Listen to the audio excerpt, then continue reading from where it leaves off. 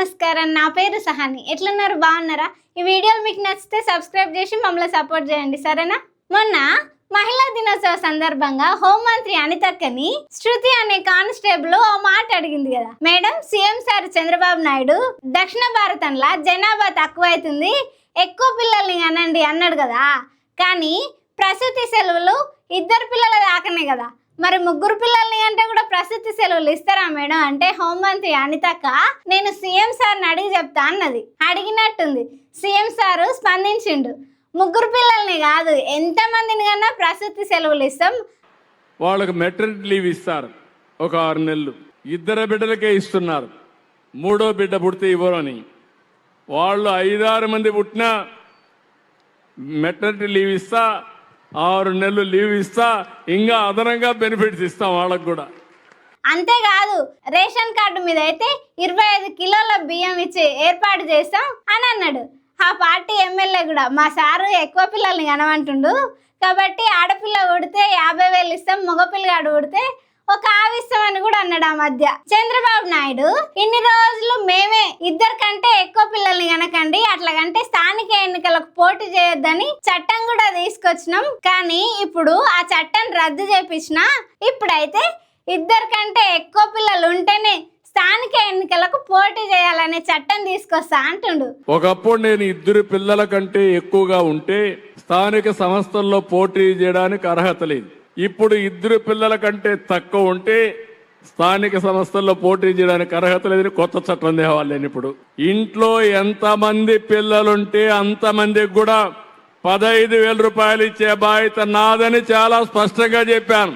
మొత్తం ఆ లిస్ట్ రాజ్యం అయింది. జనాభా ఎక్కువ కావాలన్నా తక్కువ కావాలన్నా వాళ్ళు అనుకుంటే అవుతుంది అన్నట్టు. మరెందుకు ఎక్కువ పిల్లల్ని అనండి అని అంతగానం చెప్తురంటే దక్షిణ భారతంలో జనాభా తక్కువ ఉంది, అయితే చట్టసభలల్లో సీట్లు తక్కువ అయితే. ఆల్రెడీ ఉత్తర భారతంలో మనతో పోలిస్తే అక్కడ జనాలు ఎక్కువ ఉంటారు.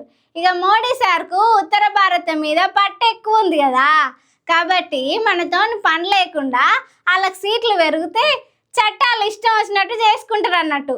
అందుకే చంద్రబాబు నాయుడు స్టాలిన్ ఊకే ఎక్కువ పిల్లల్ని కనండి అని అంటుర్రు. కాకపోతే చంద్రబాబు నాయుడు మోడీతోని దోస్తానం ఉంది కాబట్టి తెలివిగా ఏమంటుండంటే ప్రపంచం మొత్తం జనాభా తక్కువ అవుతుంది, కొన్ని దేశాలలో అయితే ముసలోళ్ళు ఎక్కువ అవుతుర్రు, ఇక మన ఉత్తర భారతంలో జనాభా బాగానే ఉర్రు కానీ దక్షిణ భారతంలోనే జనాభా తక్కువ అవుతుర్రు, మన దగ్గర అభివృద్ధి బాగానే ఉంది కానీ జనాలు తక్కువ ఉండ్రు, అందుకే పిల్లల్ని కనండి అని అంటుండు.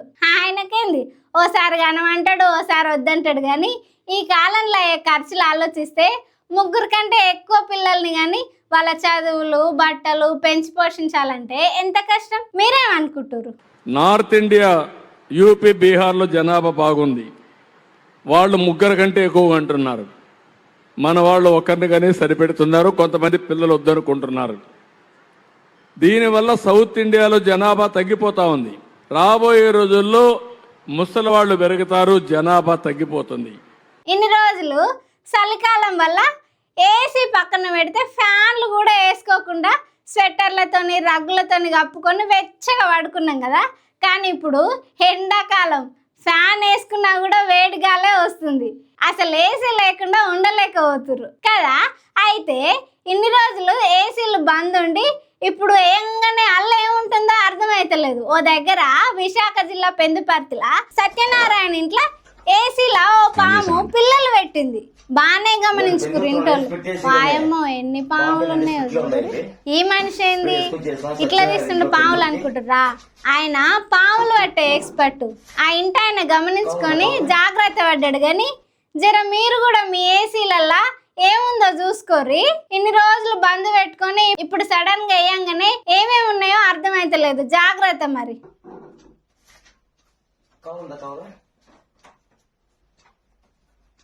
తమిళనాడులో ఇటు స్టేట్ గవర్నమెంట్ కు అటు సెంట్రల్ గవర్నమెంట్ కు హిందీ భాష గురించి పెద్ద లొల్లి అవుతున్న సంగతి మీ అందరికి తెలిసిందే కదా. మా తమిళనాడులో మా భాషనే మాట్లాడుకుంటాం, మీ హిందీ భాష మా మీద ఎందుకు రుద్దుతుర్రని తమిళనాడు సీఎం స్టాలిన్ దేశం మొత్తం పెద్ద ఫైట్ చేస్తుండు కదా. అందులో భాగంగానే ఇప్పుడు ఇంకో నిర్ణయం తీసుకుండు. చెన్నైలో షాపుల మీద హిందీతోని ఇంగ్లీష్తో రాస్తారంట. అయితే తమిళం మాత్రం రాస్తలేరంట. ఇక మా చెన్నైలో బేరం చేసుకుంటా మా తమిళంలో పేరు రాయకుండా మీ హిందీ పేర్లు ఎట్లా రాస్తారని జలం కంప్లైంట్ ఇస్తున్నారు. దాంతోని చెన్నై కార్పొరేషన్ అధికారులకు మర్యాదగా అన్ని షాపులల్లో తమిళంలో పేర్లు రాయండి, ఏ షాప్కైనా తమిళంలో రాయలేదనుకో ఆ షాపు లైసెన్స్ రద్దు చేస్తామని నోటీసులు ఇచ్చిరంట. దాంతో చాలా మంది దిగొచ్చి తమిళంలో పేరు రాస్తున్నారంట.